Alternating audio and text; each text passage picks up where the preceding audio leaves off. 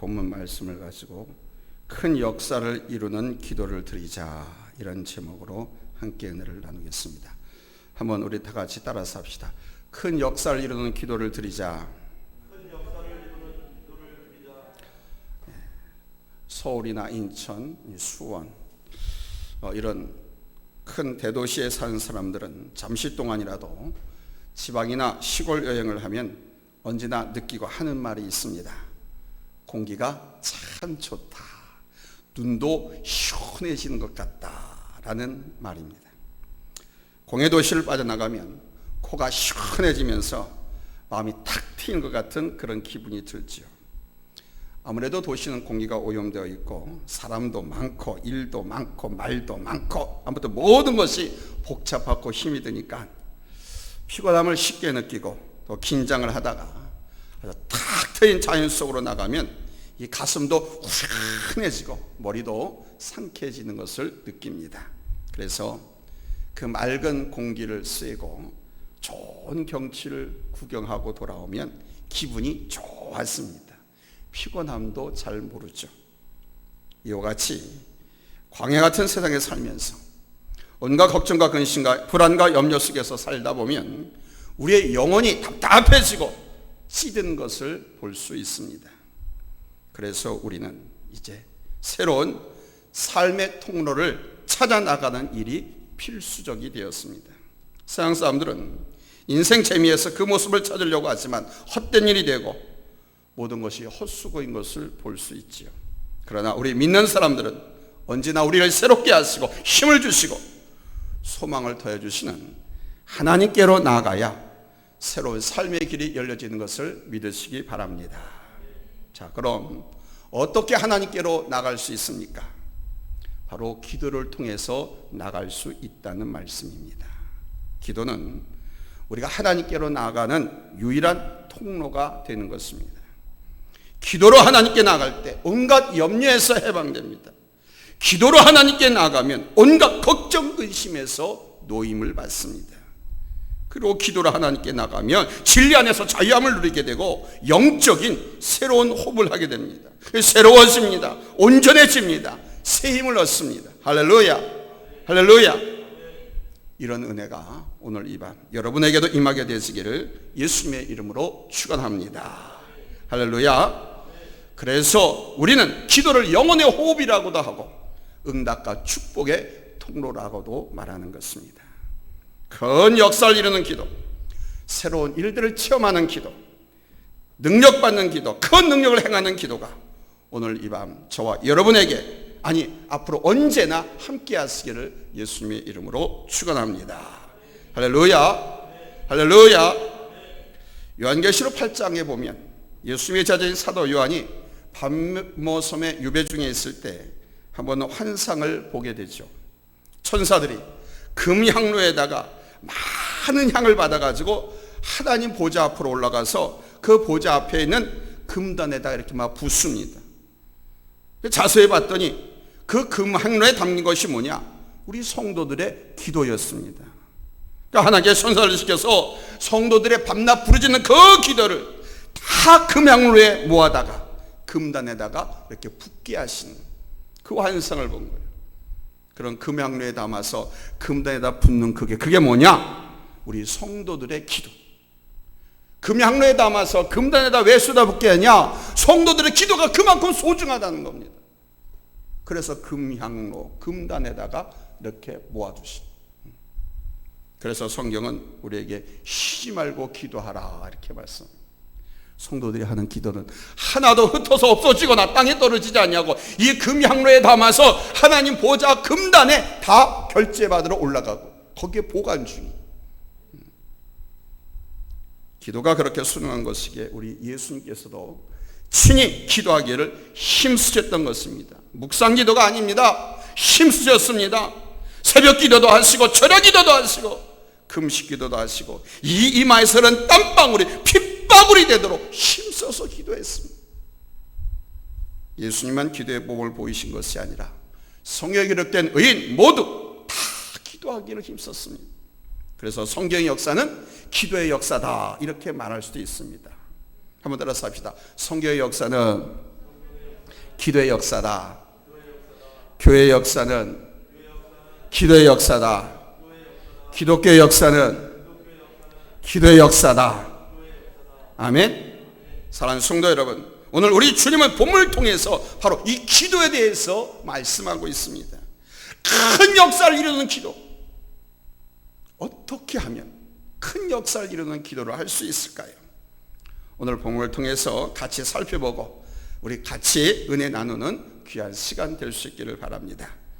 큰 역사를 이루는 기도를 하기 위해서는 첫 번째로 우리가 전능하신 하나님을 분명히 믿고 기도할 수 있어야 됩니다. 일본행 비행기를 타면 그 비행기가 우리를 일본까지 데려다 줄 것을 믿고 올라탑니다. 미국행 비행기를 타면 당연히 그 비행기가 우리를 미국까지 데려다 줄 줄로 믿고 갔지요. 간혹 사고나 커다란 문제들을 만나기도 하지만은 처음부터 사고 날 것이다, 문제를 만날 것이라는 것을 추측하고 그 비행기를 타는 사람은 아무도 없습니다. 택배를 붙이면 내가 원하는 곳에 갖다 줄 것을 믿고 붙입니다. 아무리 돈에 벌벌 떠는 사람도 은행에다 그 돈을 갖다 넣으면 잘 보관해 줄 것으로 믿고 맡깁니다. 의심하지 않습니다. 약국과 병원에 가서 진단을 받고 처방을 받으면 그 약이 나를 낫게 할 것이라는 믿음을 갖고 오게 됩니다. 그 손에 집어든 약을 독약이라고 생각하지 않습니다. 의사의 진단, 의사의 처방이 나를 죽이는 처방이다, 나를 죽인다고 생각하지 않습니다. 그러나 이런 것들도 믿음이긴 하지만 이것은 선택적 믿음이고 이거는 이성적인 선택이라고 말하는 것입니다. 즉 이성적인 믿음이라는 거예요.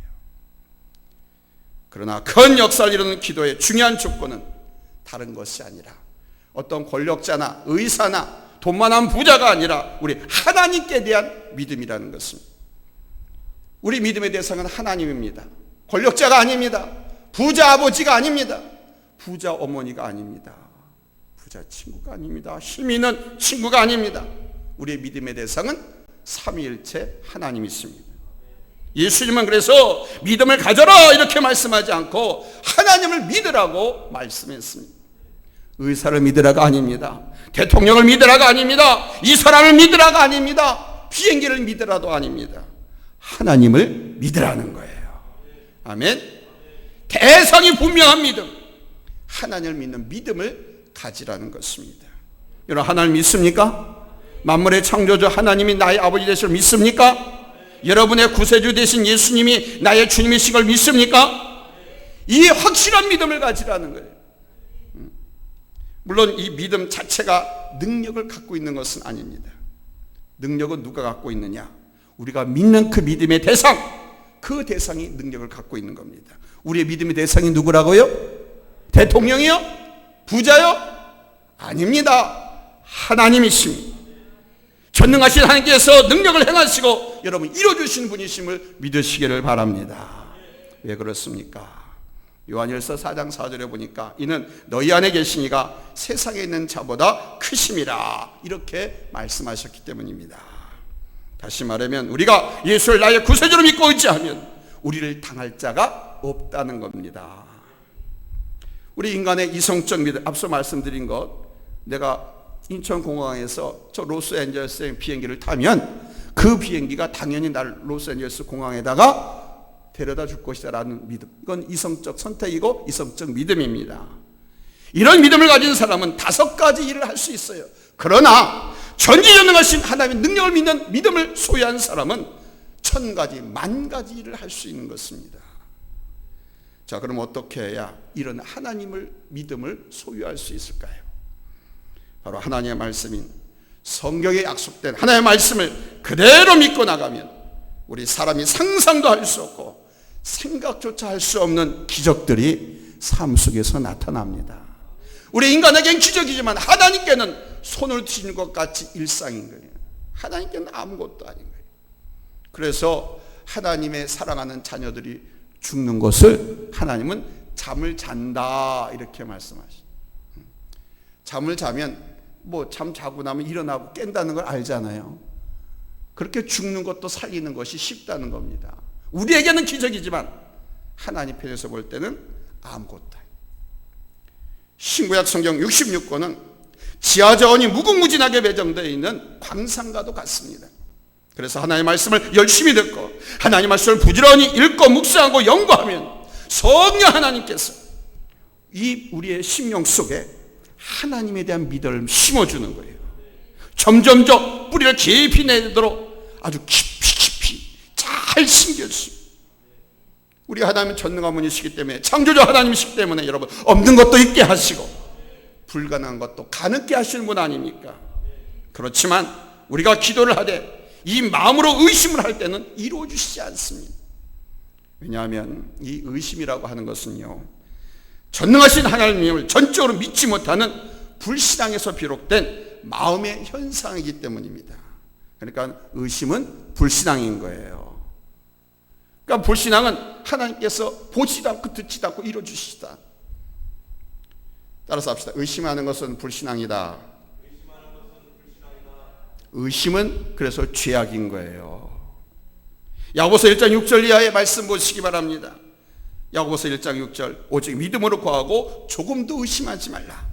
의심하는 자는 마치 바람에 밀려 요동하는 바다 물결 같으니 그랬습니다.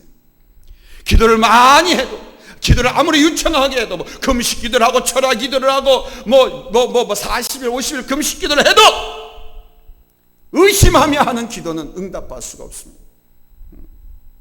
왜냐하면 하나님은 의심하는 기도를 불신으로, 죄악으로 여기시기 때문입니다. 그러므로 전능하신 우리 하나님을 믿는 확실한 믿음을 갖고 그 믿음으로 기도하는 성도님들 되시기를 예수님의 이름으로 축원합니다. 할렐루야. 두 번째로, 큰 능력의 기도를 드리려고 하면 어떻게 해야 되느냐? 주신 꿈을 바라보면서 의심하지 말고 기도해야 됩니다. 따라서 합시다. 주신 꿈을 바라보며 의심하지 말고 그리자. 기도는 꿈을 그리는 거예요. 그 주신 꿈이 작으면 쓱쓱 1시간 10분 하고 끝날 수가 있어요. 근데 주신 꿈이 크고 거대하면 몇 날 며칠 걸릴 수도 있어요. 주신 꿈이 크면 클수록 디자인하는데 시간이 오래 걸려요. 기도를 많이 해야 된다는 거예요. 히브리서 11장 7절 우리 한번 다 같이 찾겠습니다. 히브리서 11장 7절입니다. 찾으면 아멘 합니다. 합독합니다. 시작. 믿음으로 노아는 아직 보이지 않는 일에 경고하심을 받아 경외함으로 방주를 준비하여 그 집을 구원하였으니 이로 말미암아 세상을 정죄하고 믿음을 따르는 의의 상속자가 되었느니라. 아멘. 믿음으로 보이지 않는 일에 어떤 제시, 권면을 받았다는 거죠. 경고하심을 받아. 또 히브리서 11장 1절입니다. 찾았으면 아멘 합니다. 합독합니다. 시작. 믿음은 바라는 것들의 실상이요 보지 못하는 것들의 증거니. 아멘. 자, 바로 여기서 믿음이란 뭐냐? 믿음에 대한 정의를 알 수가 있죠. 믿음이 뭡니까? 믿음은 보이지 않는 것을 믿는 거예요. 따라서 합시다. 믿음은 보이지 않는 것을 믿는 것이다. 그럼 보이지 않는 것을 어떻게 믿느냐? 마치 캔버스에 그림을 보듯이 액자에 껴있는 그 멋지고 아름답고 놀라운 그 그림을 보듯이 확실하게 바라보고 믿는 거예요. 아멘? 그러니까 믿을 수 없는 것을 믿는 것입니다. 캔버스의 그림을 보듯이, 액자의 그림을 보듯이 확실하게. 아멘? 오늘 본문에도 마음에 의심하지 말라고 말씀합니다. 24절엔 기도하고 구하는 것은 받은 줄로 믿으라. 사랑하는 성도 여러분, 우리의 꿈이 성취되려면, 아니 여러분의 꿈이 성취되려면 자나깨나 항상 이 마음속에 주신 꿈을 그리셔야 돼요. 항상 그래요. 그래서 쉬지 말고 기도하라고 말씀하잖아요. 기도는 디자인하는 거예요. 이 그림을 그리는 거예요. 큰 그림일수록 시간이 많이 걸린다고 그랬잖아요. 여러분이 하나님께 큰 소원을 두고 큰 꿈을 받고 그것을 기도하는데 아이고 잠깐 기도하고 가고 그러면 그 꿈은 이루어지지 않아요. 큰 그림일수록 시간이 오래 걸립니다. 큰 그림일수록 세부적인 거 하나하나 얼마나 많이 그려야 되는지. 그래서 자나깨나 뭐 길을 걸을 때나 무엇을 할 때도 항상 기도하는 마음으로. 아멘. 어딜 가든지 뭐 달리고 있는 차 속에서도 눈 감지 말고 눈 뜨고 차 운전하면서 소리 내면서 기도. 저는 어느 교회 부흥회 가거나 어디 집회 내려갈 때 뭐 2시간 3시간 가기도 합니다. 차로. 그럼 차 안에서 소리 내서 얼마나 부르짖고 기도하는지 몰라. 눈 절대 감으면 안 됩니다. 눈 뜨고 기도합니다.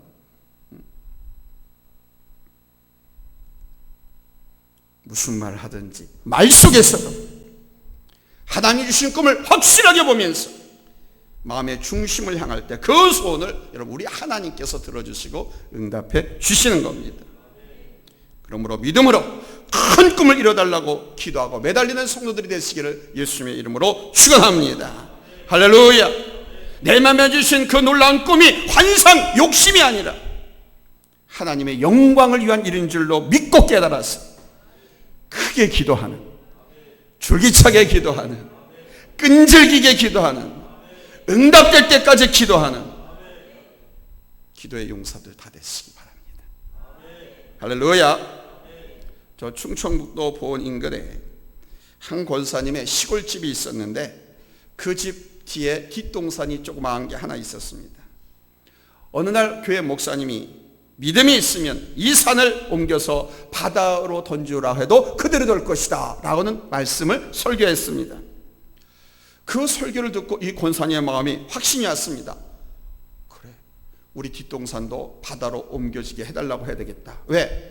뒷동산을 바다로 옮기면 뭐가 되냐? 거기 땅이 되잖아요. 그러면 집 질 수도 있고 땅값도 올라가잖아요.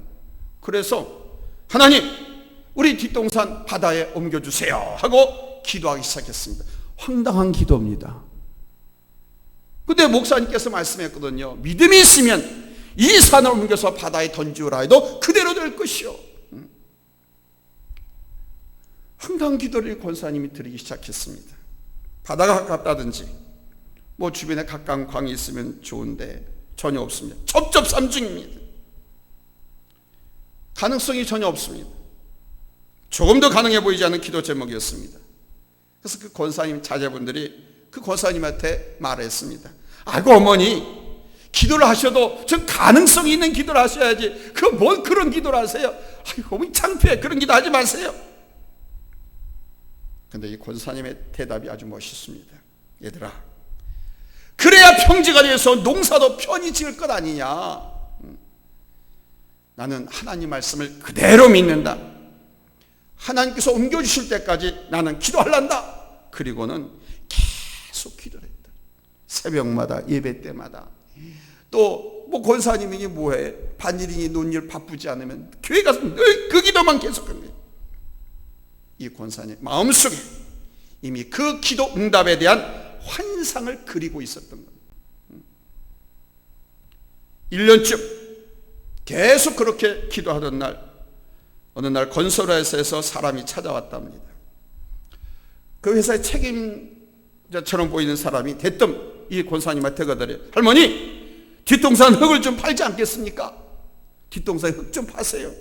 아니 왜 동산 흙을 살려고 합니까? 그랬더니 이 건설에서 나온 사람이 그러더래요.